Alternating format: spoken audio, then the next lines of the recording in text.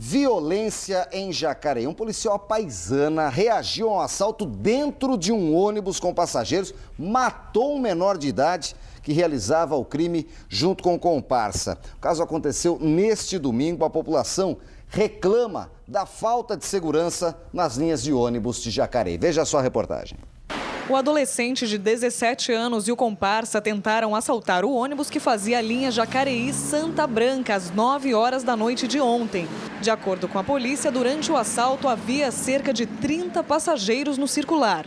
Os criminosos deram sinal de parada neste ponto de ônibus que fica aqui no bairro São João da Boa Vista, em Jacareí, e logo mais no entroncamento com a rodovia Carvalho Pinto, iniciaram a ação. O maior sentou atrás, o adolescente já ficou do lado do motorista, sendo certo que tão logo o ônibus prosseguiu mais um pouco, esse adolescente sacou uma faca, colocou-a no pescoço do motorista e ameaçando roubo.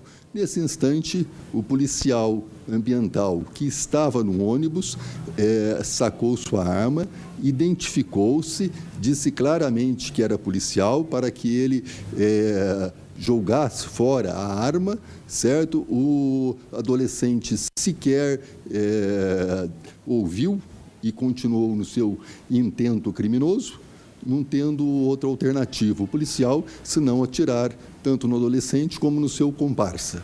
O delegado afirma ainda que a ação de bandidos nos ônibus da cidade estão cada vez mais frequentes. Nós temos tido diversos assaltos a coletivos, certo?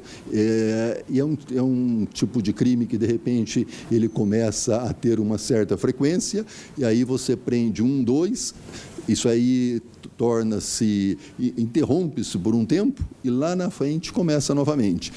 Já a Polícia Militar tem outros dados. Esse mês nós registramos agora o primeiro caso, esse do ônibus em que houve a morte, e no mês passado nós tivemos 3 casos naquele local.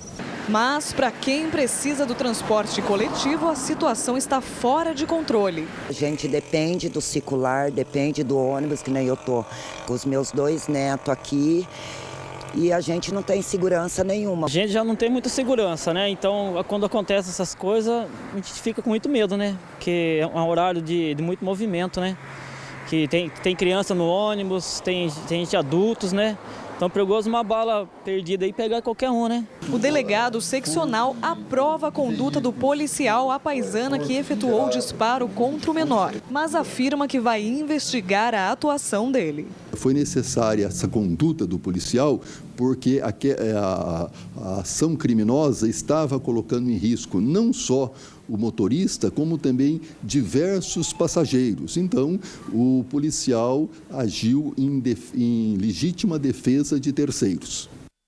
A exemplo da capital paulista, em São José dos Campos, a prefeitura optou por faixas exclusivas de ônibus nas principais vias da cidade para desafogar o trânsito. A novidade tem quase 60 dias, mas ainda gera polêmica. Agora é a vez dos taxistas reclamarem. Eles pedem que a Secretaria de Trânsito autorize o setor a também usar as faixas exclusivas de transporte coletivo.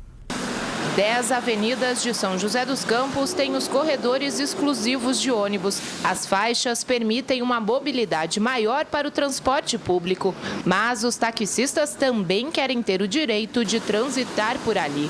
Nelson trabalha no setor há 36 anos. Ele acredita que a permissão não iria atrapalhar o tráfego dos ônibus. Vai melhorar para a gente, para o passageiro e para o trânsito, e não vai atrapalhar em nada. O município tem cerca de 380 taxistas. Para os motoristas dos ônibus, mais veículos passando pela faixa pode complicar o trânsito.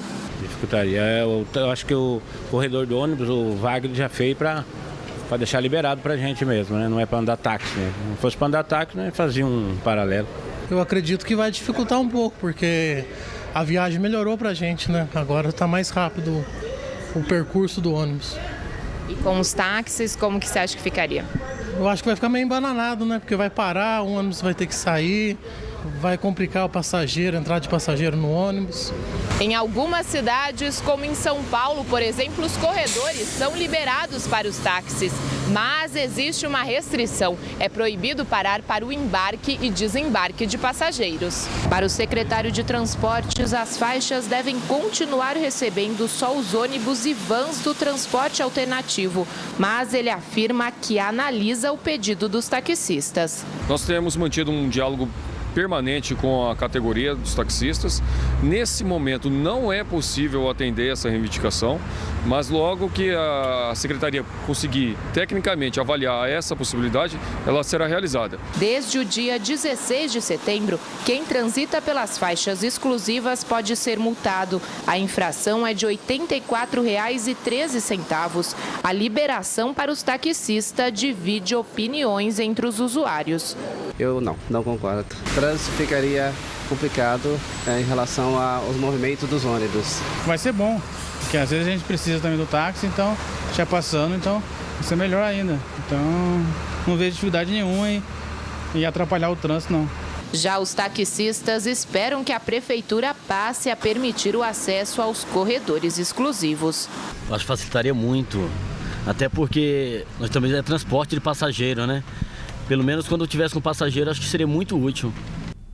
Bom, em São Paulo, que também é administrado pelo PT, pode, né? Vamos saber como é que vai ficar essa situação. E atenção, motoristas, o viaduto conhecido como da Canebo foi parcialmente interditado hoje devido às obras de alargamento da via, que devem prosseguir nos próximos 30 dias em São José dos Campos. O trânsito no sentido centro-bairro, esse viaduto aí que passa sobre a Dutra, terá apenas uma faixa de rolamento, a da esquerda. No local, agentes de trânsito, placas, painéis eletrônicos vão orientar os motoristas. De segunda a sexta-feira, as duas faixas só serão liberadas nos horários de pico, de acordo com a Prefeitura, das 6 às 8 da manhã e das 4 às 6 da tarde. A Prefeitura recomenda rotas alternativas, hein? Todas elas você pode conferir em nossa página na internet. Acesse lá. E uma boa notícia, um balanço da Prefeitura de São José dos Campos aponta que a Operação Catatreco, que acontece regularmente desde maio, já recolheu cerca de 780 toneladas de materiais. E o trabalho continua. No próximo sábado, as equipes da Secretaria de Serviços Municipais vão atender nos bairros Jardim Maringá, Jardim Motorama, Nova Michigan 1 e 2, Jardim São Rafael, Vila César, Jardim Jaci e Recanto dos Eucaliptos. O trabalho é realizado das 8 da manhã até as 4 horas da tarde. Vamos ver agora como ficará o tempo nesta terça-feira na região metropolitana. Com você, Mônica.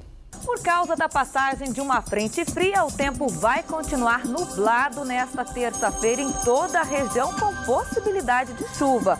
Vamos às temperaturas? Mínimas de 11 graus em Santo Antônio do Pinhal, 12 graus em Cunha e 15 graus em Taubaté e Paraibuna.